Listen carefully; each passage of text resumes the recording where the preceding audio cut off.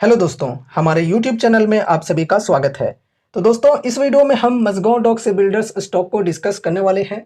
First of all, company से related एक अच्छी खबर है जिसे हम डिस्कस करेंगे एंड उसके बाद हम स्टॉक की वैल्यूएशन एंड टेक्निकल्स वगैरह को भी डिस्कस करने वाले हैं। तो चलो स्टार्ट करते हैं। तो देखो, क्या खबर आ रही है कि इंडोनेशिया की नज़र नौसेना क्षमता बढ़ाने के लिए भारतीय पनडुब्बियों पर। दोस्तों, हमारे सबमरीन्स में इंडोनेशिया जो है ये इंटरेस्ट ले रहा है अपनी नौसेना की क्षमता को बढ़ाने के लिए। काफ़ी अच्छी खबर है। चलो थोड़ा विस्तार से हम इसे समझते हैं। तो देखो, इंडोनेशिया भारत से पनडुब्बियां खरीदने पर विचार कर रहा है क्योंकि वह अपनी नौसैनिक क्षमताओं को बढ़ाना चाहता है और क्षेत्र में अपने सामरिक हितों की रक्षा करना चाहता है। गेटवे हाउस के कर्मचारी निदेशक मंजित कृपलानी के अनुसार पनडुब्बी प्रौद्योगिकी में विशेषज्ञता रखने वाले भारतीय स्टार्टअप इंडोनेशिया को बहुमूल्य सहायता प्रदान कर सकते हैं जिसके पास इस क्षेत्र में विशेषज्ञता का अभाव है। इंडोनेशियाई जल्द मरुमध्य एक महत्वपूर्ण समुद्री मार्ग है जिसका सामरिक महत्व बहुत अधिक है। भारत में निर्मित पनडुब्बियों को प्राप्त करके इंडोनेशिया इस क्षेत्र में समुद्री यातायात की निगरानी और नियंत्रण करने की अपनी क्षमता को बढ़ा सकता है जिससे इसकी राष्ट्रीय सुरक्षा और आर्थिक समृद्धि सुनिश्चित हो सके। काफी अच्छी बात है। लेकिन दोस्तों देखो, हालांकि इंडोनेशियाई सरकार ने अभी तक पनडुब्बी खरीद पर अंतिम निर्णय नहीं लिया है। मतलब ऑफिशियली अभी ये अनाउंसमेंट नहीं हुई है इंडोनेशिया के तरफ से कि हम सबमरीन्स खरीदना चाहते हैं इंडिया से, ठीक है। लेकिन भारत में निर्मित जहाजों को खरीदने की संभावना जोर पकड़ रही है। अगर यह सौदा हो जाता है तो यह भारत के रक्षा निर्यात यानी कि डिफेंस एक्सपोर्ट को महत्वपूर्ण बढ़ावा देगा और इस क्षेत्र में सैन्य उपकरणों के अग्रणी आपूर्तिकर्ता के रूप में इसकी स्थिति को और मजबूत करेगा। तो दोस्तों, खबरें यहाँ पर काफ़ी अच्छी आ रही है।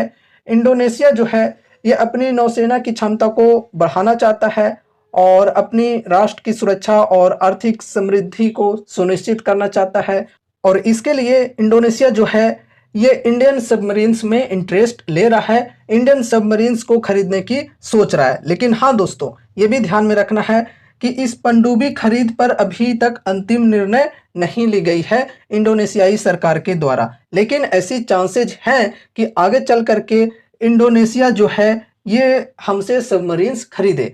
अब दोस्तों देखो, अगर इनके द्वारा ऑफिशियली ये अनाउंसमेंट आ जाती है कि हम इंडिया से सबमरीन्स खरीदना चाहते हैं तो कौन कौन सी कंपनीज हैं जिनको ऑर्डर्स मिल सकते हैं। तो देखो, जो भी सबमरीन्स बनाने वाली कंपनीज हैं उनको ऑर्डर्स मिलेंगे डेफिनेटली।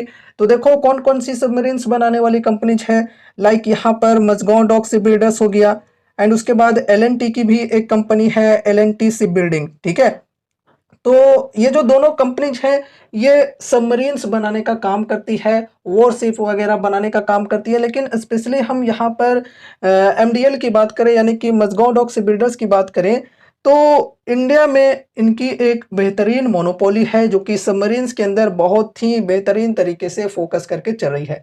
सबमरीन्स में इंडिया के अंदर ये एक लीडर कंपनी है।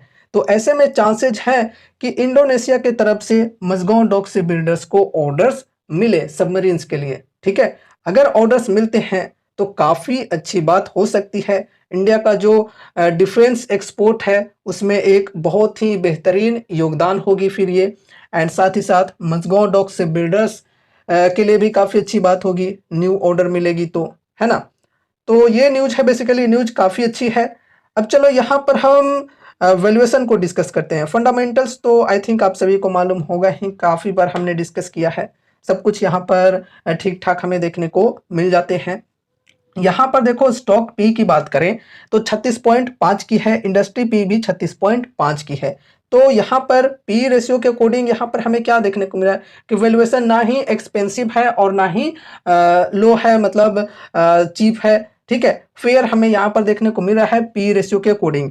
एंड पीजी रेशियो की बात करें तो ये भी नॉर्मल ही मानकर चलो 1.24 की है। अगर 1 की रहती है तो ये मानी जाती है फेयर, तो 1.24 की है, ठीक है। तो लगभग हम फेयर ही मानकर चल सकते हैं वैल्यूएशन को। अब यहाँ पर अगर हम इनके कॉम्पिटिटर से कंपेयर करें लाइक कोचिन शिपयार्ड, जीआरएससी, तो देखो इनकी जो पी रेशियो है ये कितनी ज़्यादा है, 51-52 की पी रेशियो है।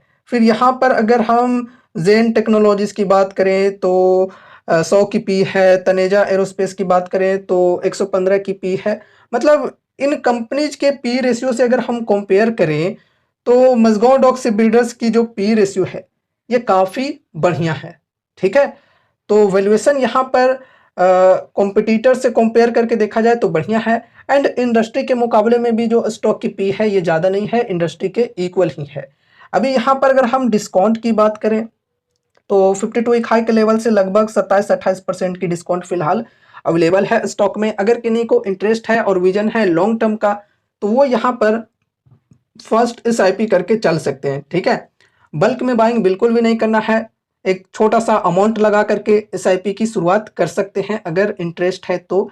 एंड फिर इन्वेस्टमेंट करने के बाद अगर गिरावटें कंटिन्यू रहती हैं स्टॉक में तो फिर हर 5 से 10% की डिप पर एड ऑन करके भी चल सकते हैं।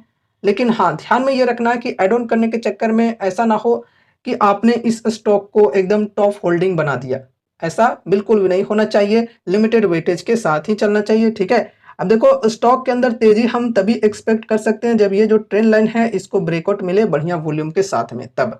एंड देखो यहाँ पर सपोर्ट की बात करें तो ये जो 4000 की लेवल है ये 100 ईएमए की भी सपोर्ट है, एंड ये एक स्ट्रॉन्ग सपोर्ट की लेवल है। ये अगर नीचे साइड में बढ़िया वॉल्यूम के साथ में ब्रेकडाउन हो जाती है तो फिर स्टॉक के अंदर और भी बड़ी गिरावटें आ सकती है।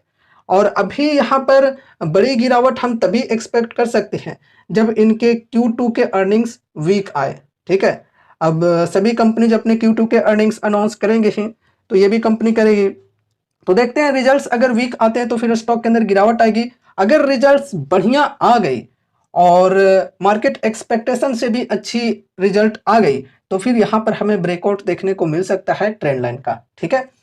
तो दोस्तों ये रही हमारी आज की वीडियो। एक चीज और कि यहाँ पर हमने जो भी चीजों को डिस्कस किया है वो सिर्फ और सिर्फ एजुकेशनल पर्पज से किया है, ठीक है। आप सभी को मैं इस स्टॉक से रिलेटेड कोई भी बाय या सेल की कॉल टिप या रिकमेंडेशंस नहीं दे रहा हूँ।